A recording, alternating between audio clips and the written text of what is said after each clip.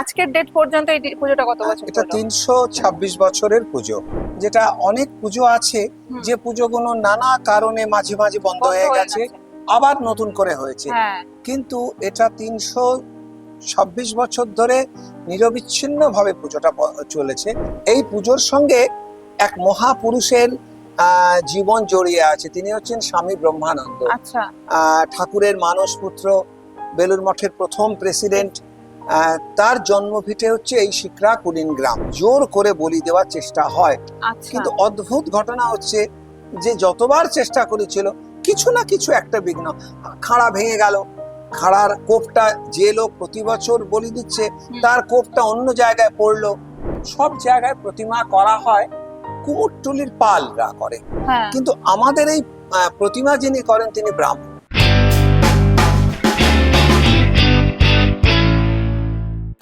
নমস্কার, আমি সোমা।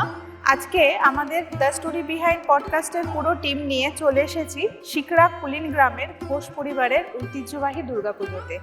আপনারা সকলে দেখতে পাচ্ছেন পেছনেই আমার দুর্গা দালান আছে, মা দুর্গা আছে। তো আজকে সত্যি কথা বলতে এরকম একটা বনিদি বাড়ির পুজো দেখার সৌভাগ্য হয়েছে, আর সেটা সম্ভব হয়েছে একজনের জন্য। তিনি স্বনামধন্য লেখক চঞ্চল ঘোষ মহাশয়। তিনি আমাদেরকে আজকে এখানে ইনভাইট করেছেন তার পুজোতে, তার পরিবারের পুজোতে। 326 বছরের পুরনো পুজো, তার যে ঐতিহাসিক ঘটনাবলী রয়েছে, কিভাবে শুরু হলো, সেই সমস্ত বিষয়টা আমরা জানবো তার কাছ থেকে। তো চলুন যাওয়া যাক ঠাকুর দালানে।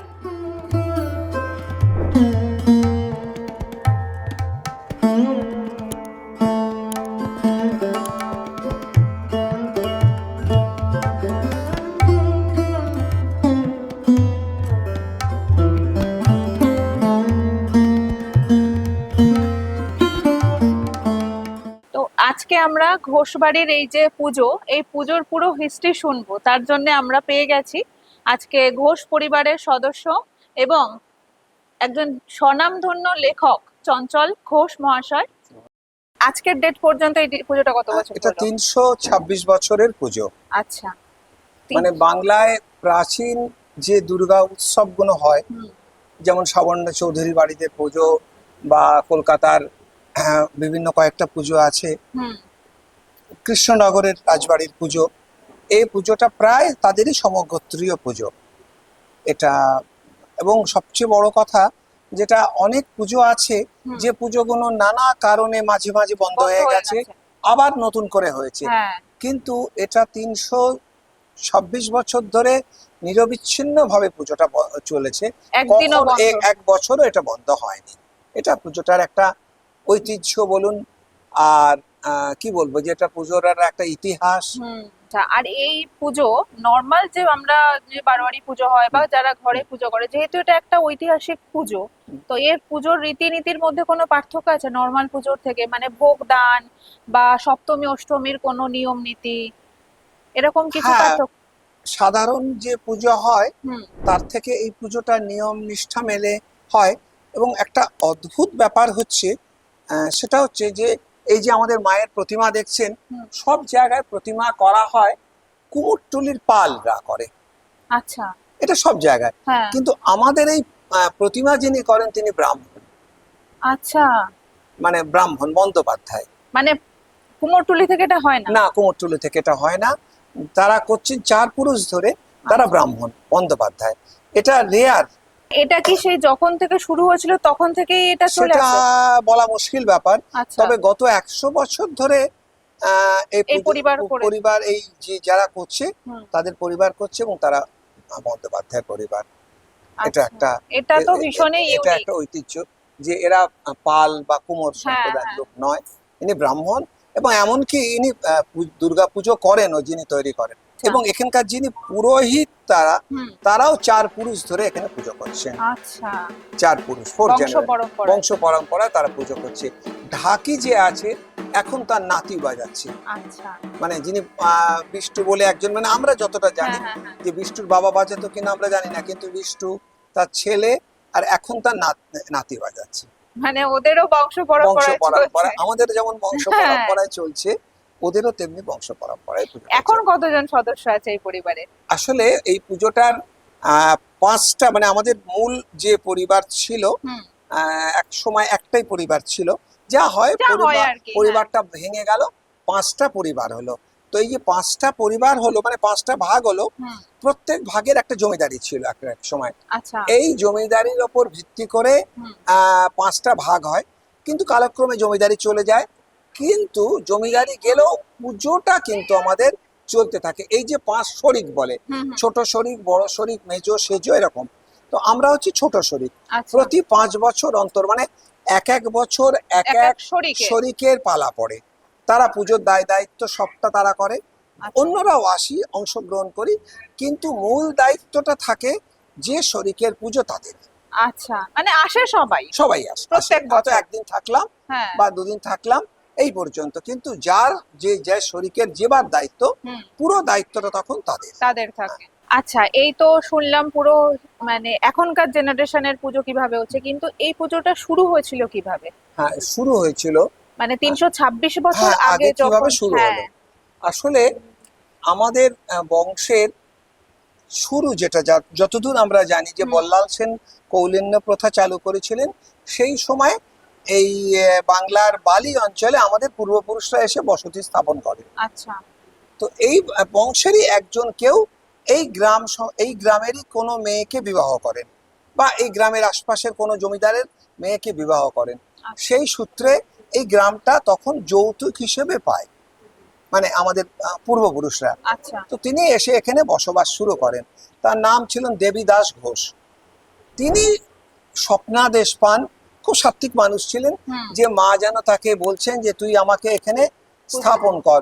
কিন্তু তার অবস্থা তখন অতটা ভালো ছিল না। আচ্ছা, তিনি এই জায়গাটা এখন যারা দেখছেন দুর্গা দালান, হুম, তখন এখানে চালা মানে খড়ের চালা করে তিনি খুব ছোট করে পুজো শুরু পুজোটা করেন। করতো, তারই বংশের 100 বছর পর কালীপ্রসাদ ঘোষ, তিনি তখন জমিদারি করে রীতিমতো প্রচুর পয়সা উপার্জন করেছিলেন। তিনি এই 5 খিলানযুক্ত দালানটা তৈরি করেছিলেন। এটা ওই 100 বছর আগের পুরো না না, দালানটা? দালানটা তৈরি হয়েছিল 1810, মানে এখন হচ্ছে 116 বছরের দালান। এ বাবা, 216 বছরের, 216 বছর। পুজোটা 326 বছর, আর দালানটার বয়স হচ্ছে 216 বছর। এখন যেখানে আমরা আমরা বসে আছি, যেখানে বসে কথা বলছি, এই বাড়িটা হচ্ছে 216 বছর। হ্যাঁ, বাপরে, মানে এই থাম বা পরিমার্জনা যা মোটামুটি সবই এক আছে, শুধু যে এই মেঝেটা, হ্যাঁ, আগে এটা মাটির মেঝে ছিল। তখনকার দিনে অনেক প্রথা ছিল, হুম, মাটির মাটিতে, মেঝেতে করা হতো, হুম, কিন্তু তাতে নানা রকম অসুবিধে হতো বলে এটা 8-10 বছর আগে এই মেঝেটা বাঁধানো হয়েছে। ঠাকুর এখানে জন্মাষ্টমীর দিন কাঠাম কাটা হয়।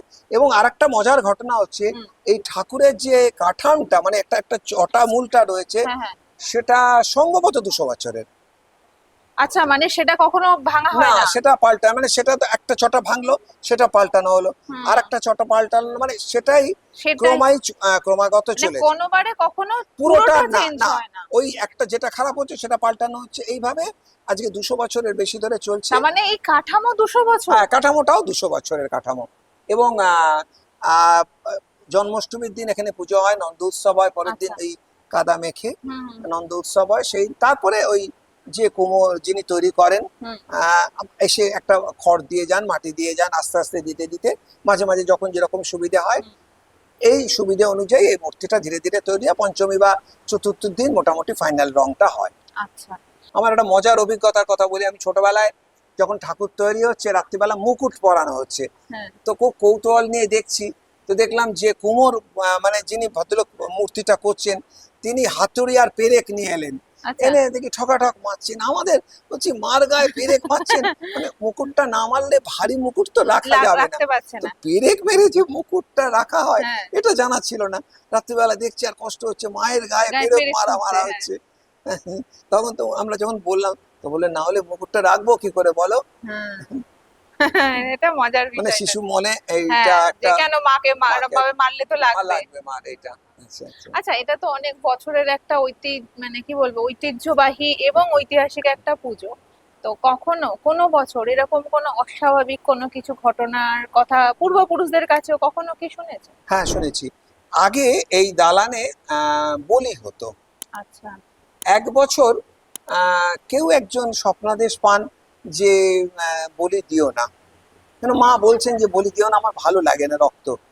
কিন্তু জোর করে বলি দেওয়ার চেষ্টা হয়।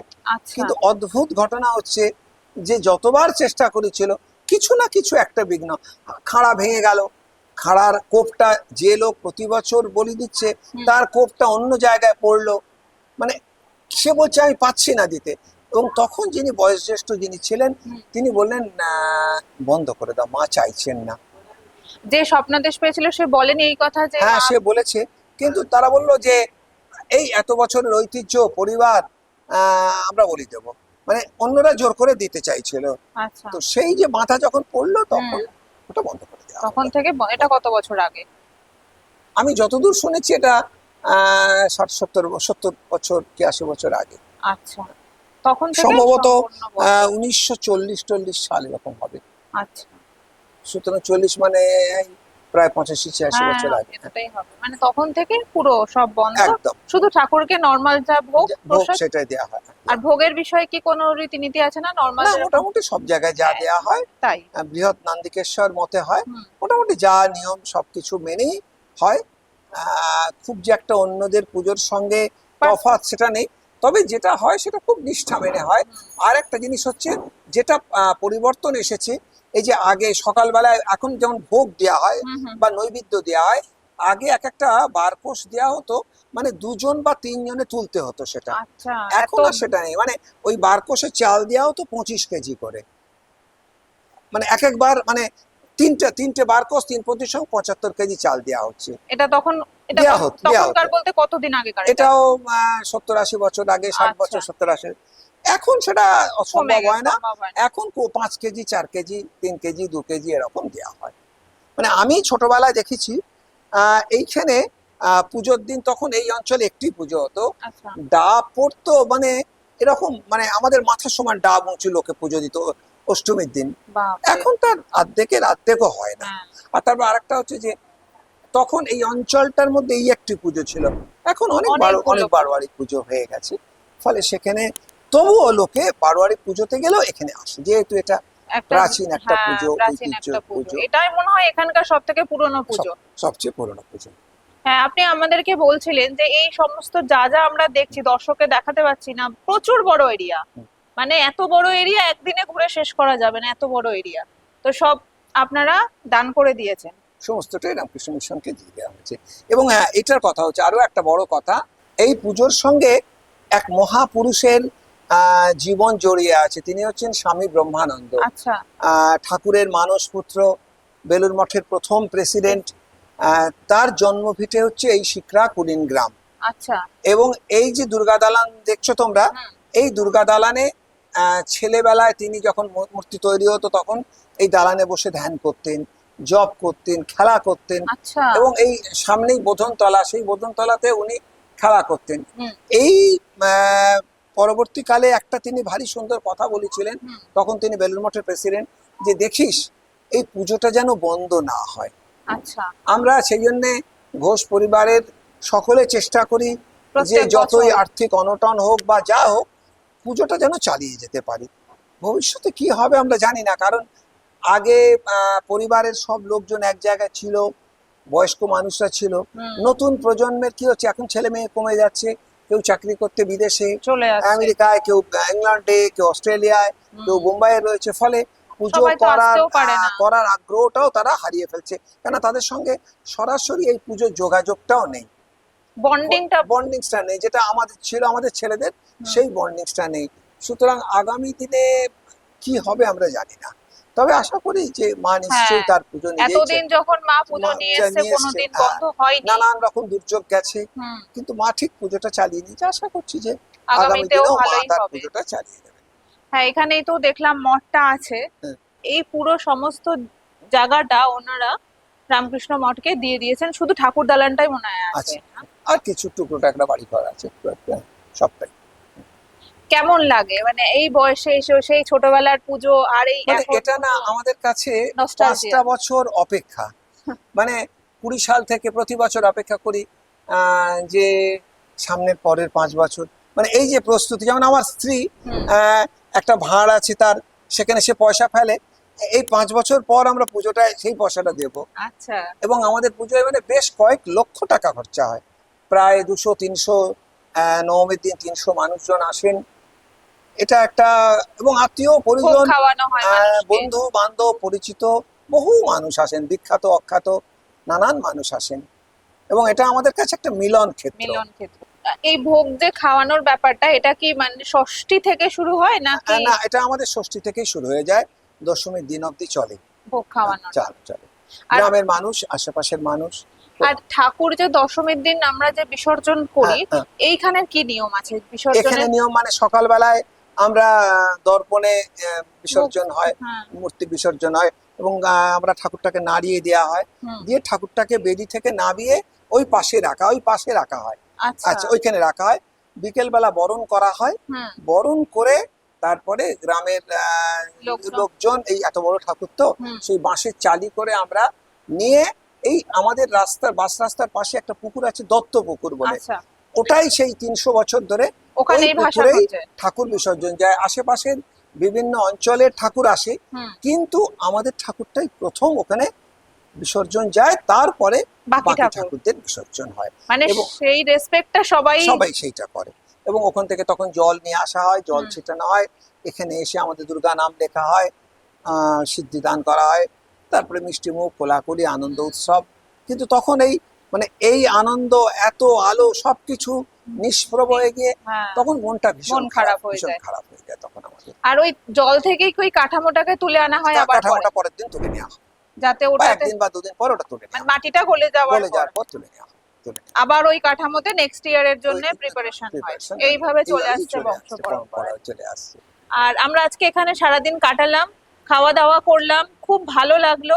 একটা অন্য ধরনের পুজো আমরা আজকে দেখলাম। বনিদি বাড়ির পুজো বলে আমরা সবাই সবসময় জানি, কিন্তু আজকে নিজে সচক্ষে দাঁড়িয়ে থেকে জিনিসটা দেখলাম, পুজো দেখলাম, ভোগ খেলাম, মানে সমস্তটাই খুব ভালো লাগলো। তার স্যারকে অসংখ্য ধন্যবাদ আমাদেরকে সময় দেওয়ার জন্য। আসবেন আবার একদম আগামী দিনে। একদম। সবাই ভালো থাকবেন, সুস্থ থাকবেন। আবার খুব তাড়াতাড়ি স্যারের সঙ্গেই অন্য একটা এপিসোড নিয়ে দেখা হচ্ছে। আচ্ছা। সবাই ভালো থাকবেন।